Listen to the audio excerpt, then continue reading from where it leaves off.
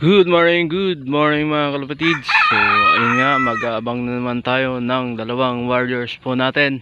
So ayun o, may ibon nun, napakataas, dalawa.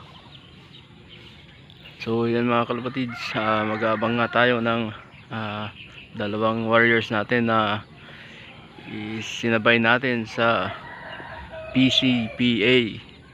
So ayan, sa San Fernando, Pampanga yung release nila. So sinabay nga natin si Choco at si anak ni Mr. Pogi. So nirelease yung ibon kaninang pagkakaalam ko 6:10. So time check 7:04. So maya maya pa yung dating ng ibon. So yun, magpapakain muna tayo ng mga breeders natin. So yun mga kalapatids, update ko kayo pag malapit na ang uwian ng mga ibon natin. Let's go! Yun, welcome back mga kalapatids. So ayun na nga mga kalapatids, mag-aabang na po tayo at may nakapag-lock na po sa bandang Malasiki, mga first dropper po.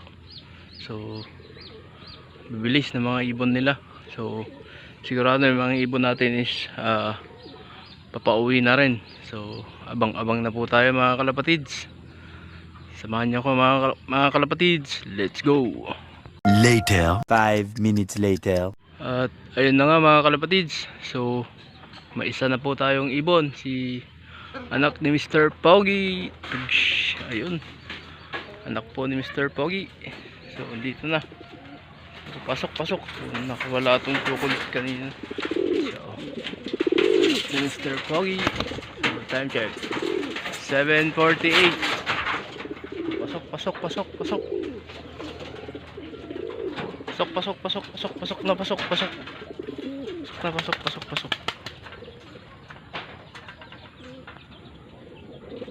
Ayun na nga, first dropper po natin, anak ni Mr. Pogi, blue bar po natin. So iniwan niya si Choco ngayon at hihintayin pa natin si Choco mga kalapatids. So tara. At ayun na nga mga kalapatids, so ang daming dumaan.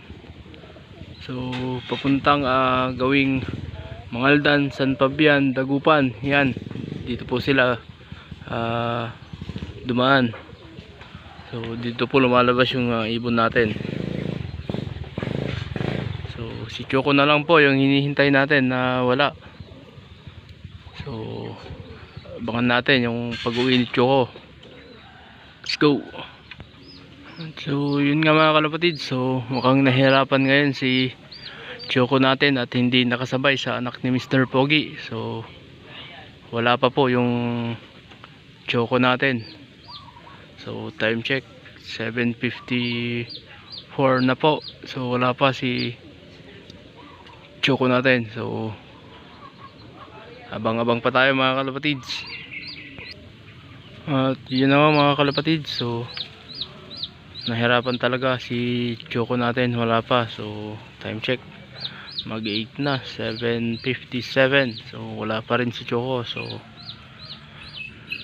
nagpapahinga na po si anak ni Mr. Pogi natin, wala pa rin si Choco. So yan mga kalapatids, update ko na lang kayo mamaya pag nakauwi na si Choco. So let's go.